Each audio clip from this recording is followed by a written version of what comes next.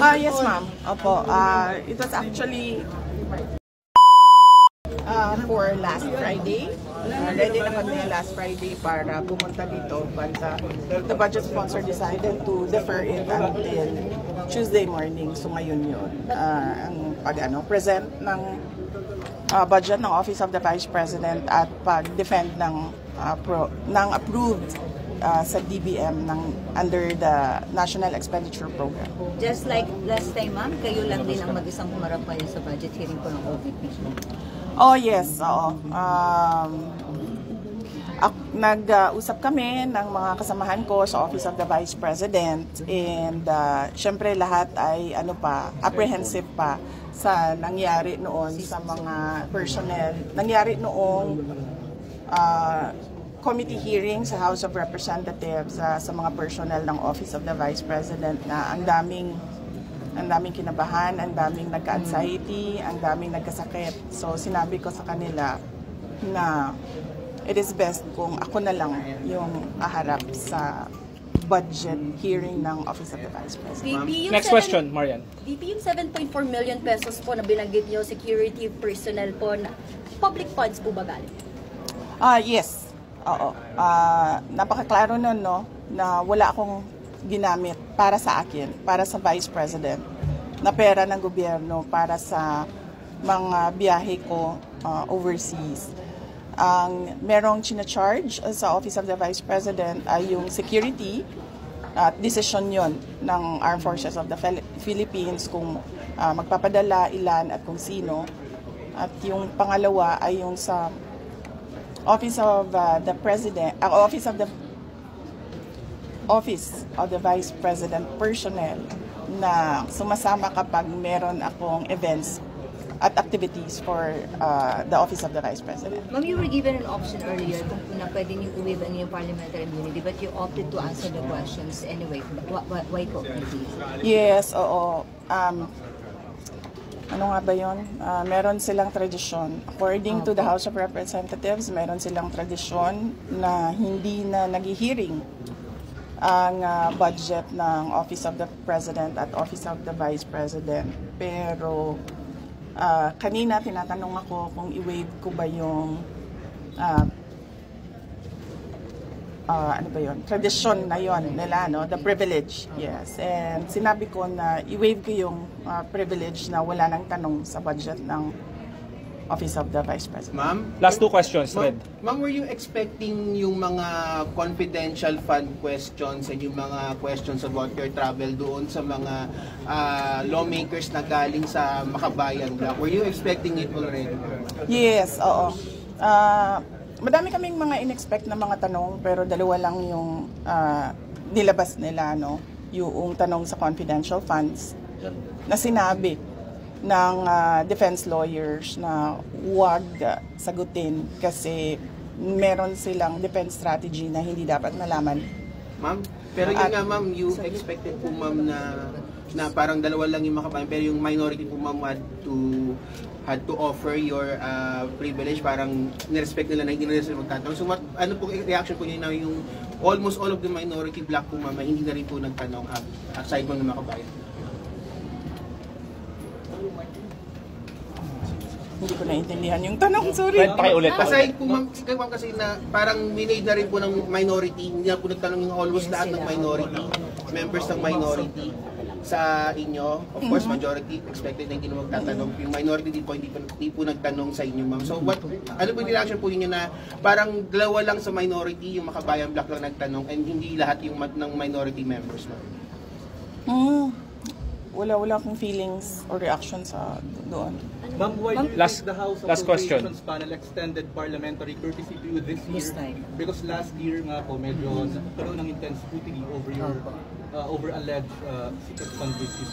Why do you think? Hindi ko alam. You have to ask the House of Representatives kung anong iniisip nila. Pero you mentioned that you were answering kasi minsan lang tayo nagaganito. Subject of an impeachment trial po. Ma'am, are you still expecting na matutuloy siya or are you still preparing your defense? Oh yes, kasi kung hindi man yan matuloy ngayon, 2025, I'm sure mag-file yan 2026, mag-file yan 2027, or even siguro 2028, right before the presidential elections. So, this is all about the presidential elections of 2028. How do you react to criticisms about your travel expenses when you don't bring home travel investment pledges? Oh, I'm sorry, wala akong kinuhang pera ng gobyerno sa mga biyahe ko abroad. Okay. Ma'am, babalik kayo Next topic. sa plenary Mel. deliberations. Babalik po kayo sa plenary deliberations. So, support po ba kayo kay Kong Jose Alvarez sa plenary deliberations ng budget niyo? Ay, pinag-iisipan ko kasi naaawa ako sa kanya eh. Naawa ako kasi he's already 81 years old and kanina nasistress na siya. Kaya pinapatawa ko. Palihog, ma'am, kamusta po? Tingnan natin kung kung nandyan pa yung awa ko sa kanya by the time na schedule na ng plenary. Ma'am, si PR, Marian? po kanina, ma'am, binabanatan ka or medyo mas mabait sila sa'yo this time? Kasi yung word kanina ka nag-react sa Banat yun. Banat talaga yun. Maganda lang magsalita. Magaling lang magsalita yung dalawang nagtatanong. Hindi sila tulad nung dati na paano bang description ng paano yung mga Magtagulan. It was just, Oo. more tame this time. Oo, kasi 'di ba? Hindi naman sila nagtatanong about sa budget eh. Nagtatanong sila about sa confidential funds at sa travel. Eh sinabi ko na nga wala naman akong kinuhang pera ng gobyerno para bumili ng ticket, humingi para sa hotel, para sa representation per dime. Wala naman akong kinuha sa gobyerno. Ma'am, were you expecting an atmosphere a while ago na gano'n na magiging scenario or you prepared for a more intense sagutan sana kung sakali? Were you surprised na gano'n lang kanina? Far from the last time you were here? Oo. Hindi lang yun naging intense kasi hindi ako bumanat. Last time kasi, bumabanat ako kaya naging intense siya. So kanina, naisip ko, pamanatan ko ba ito sila o hindi? Why, ma'am? Ba't nga Ba't ba hindi hindi? kayo mababa? Ba't nga po? Naaawa ako kay Congressman Pepito Alvarez kasi he's 81 years old and I do not think that he can handle the stress of an intense and heated budget hearing. Marian. Sa PRRD, kamusta po? Tumawag siya last Friday. Monday ngayon.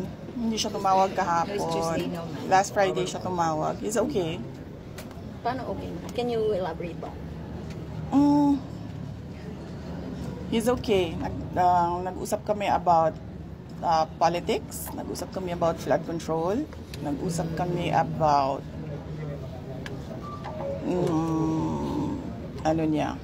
love life niya. So updated po siya sa mga nangyayari ngayon, like nabanggit niyo nga po flood control issue. Ano pong nasasabi niya? Kasi bawal ako mag-discuss ng kung anong pinag-uusapan doon sa loob eh. So hindi ko masabi kung anong sinasabi niya. Okay, next question. Any more? Ma'am, pero nakababahala kasi parang ang sinasabi kasi ni Attorney Bonfan, he's unfit now. That's why we kept on asking how is really the former president kasi di ba parang kaya po na-defer ang kanyang supposedly confirmation of charges because of his health and medical condition. Sa tingin ko naman, merong mangyayaring hearing sa competency. So, antayin na lang natin yung mga experts. Both sides, sa ICC, sa prosecution, sa defense side. And I'm sure maglalabasan yung mga experts para sabihin kung ano yung problema. Okay. Ma'am, Were you personally, able? do you think So, Marian. he is well, ma'am? He is fit to stand trial? Ay, naku, hindi ako expert sa kung ano dapat ang kapasidad ng isang witness or ng isang accused. Pero ma'am, sa conversation niyo, sharp pa rin po bang mag-ano po sa pag-isip mo si former president? Sige, antayin na lang siguro natin yung hearing sa competency kung meron man. I'm sure masasabi ng mga experts kung ano yung nakikita nila. Ma'am, were you Next able question. to see former Vice President Robredo when you visited Naga po? Did you have the chance?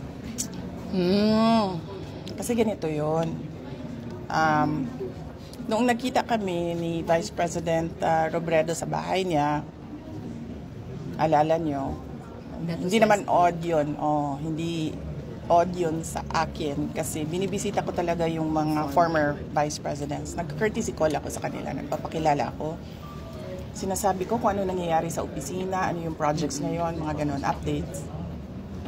At dahil doon, binanatan si Vice President Leni Robredo ng mga kasama niya, mga yellow, mga pink, particularly ni Senator Trillanes. At hindi ko kasi gusto yung naggaganon yung isang former vice president. Being a vice president, ayoko yung ginaganon ang mga former vice president. So, for this visit sa Naga City, nagdesisyon ako na huwag kami magkita para wala nang masabi ang mga tao about former Vice President Leni Robredo. Haji. Usap po kayo. Usap kayo. Hindi man. Wala kaming numbers sa isa't isa. Haji. Apo. Ma'am, Madam Vice President, magandang tanghali po. Baka lang po aware po kayo sa recent moves po ni Cavite Representative Kiko Barzaga sa House. Parang china-challenge niya po kasi yung leadership ni House Speaker Martin Romualdez, ma'am. Dapat lang. Dapat lang talaga. Dahil nakita niyo naman yung budget 2023, 24, 25. Malamang agawan na naman yan ng budget sa 2026. At lahat yung mga past budgets natin, nakita natin na it was under the leadership of Speaker Martin Romualdez. Ma'am, dahil hindi mamatay-matay yung issue ng ouster attempt dito sa Kamara, kayo po ba may personal po ba kayong bet for the speakership? Wala, hindi ako, masyadong madami kaming inaasikaso sa Office of the Vice President para ko isipin kung anong nangyayari sa House of Representatives. Other matters, ma'am, baka mayroon din po kayong comment dun sa independent commission po ng Pangulo, yung composition, baka may any comment kayo, ma'am? Pag ikaw presidente ba, tapos alam mo na kung anong nangyayari, tapos nakikita mo na based on the budget kung paano binaboy yung pera ng bayan, mag-aantay ka pa ba ng komisyon o ng truth commission o ng kung anong komisyon yan? Actionan mo kasi kaagad dapat yan eh. Unang-una, sinabi ko na noon, nag-appoint siya, nagpumili siya ng speaker na involved sa bribery nakalagay sa isang kaso doon sa Amerika. Klarong-klaro na doon nakita na involved siya sa racketeering and sa bribery. So, ikaw ba, presidente ka ba, ilalagay mo ba yung ganyang klaseng speaker? Siyempre, hindi na, di ba? So, anong nangyari sa budget natin? Na-racketeering din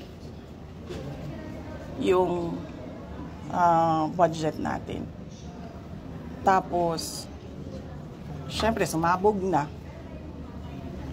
Hindi ako makapagsalita sa Department of Public Works and Highways, pero makapagsalita ako sa DepEd kung anong nangyari. At sinabi ko na sa inyo. Sinabihan na siya, alam niya. In a cabinet meeting, sinabi sa kanya kung anong nangyari sa Department of Education budget. And then, ang ginawa niya is nag-change topic siya. So,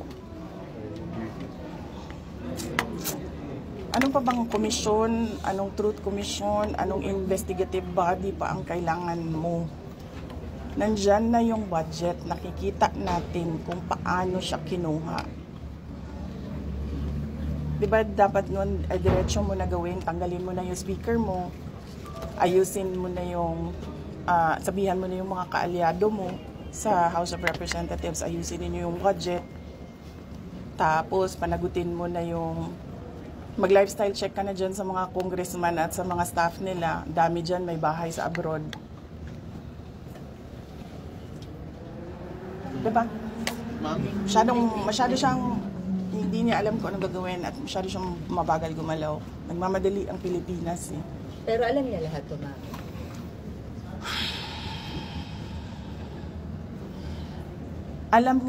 Alam nga nung bata na nakikinig lang at nanonood lang ng balita at nagbabasa lang ng budget.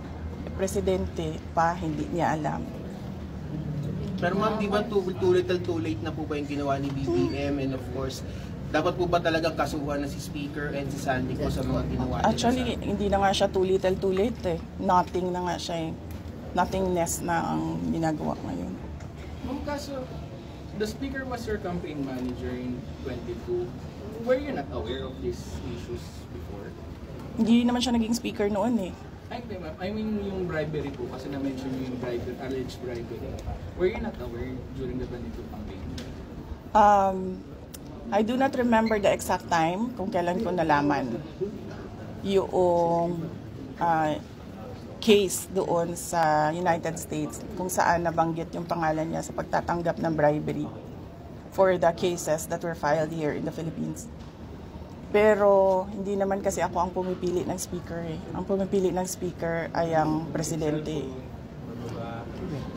At naging campaign manager lang naman siya by default eh, kasi siya yung president ng partido ng Lakas. Ma'am, yung umuubo Any more na questions? po sa Senate, ma'am. Senate po ma'am. Sa Senate. Ano naman? Hindi naman tapos-tapos yung Ate Chris. meron na namang Senate. Sinabi niya ni SP kahapon, napaka na lang daw ito ng minority. Kaya medyo napikon si Senator Bato. Nagkaroon ulit ng heated argument yesterday. Hindi ko rin sinusundan kung anong nangyayari sa Senate. Pero nandun ako bukas, sabihan niyo yung mga kaibigan niyo sa Senate. Hindi for budget hearing. Meron lang akong bibisitahin na senador. Sino po, ma'am? Ay, hindi ko pala banggitin yun kasi baka tumagal ako doon. Mamadali ako. May isa lang. Si Senator Amy? Amy, ma'am. Hindi. Hindi si Senator Amy. Senator Amy, katext ko yan araw-araw. Senator Robin. Hindi si Senator Robin. Magkikita kami sa rally sa Japan. May rally kami doon. Ay, tuloy yun, ma'am, yung 20 at 21 po. All right, sa bago na tuloy. Thank you. Very much, Ma'am, thank you po ma'am.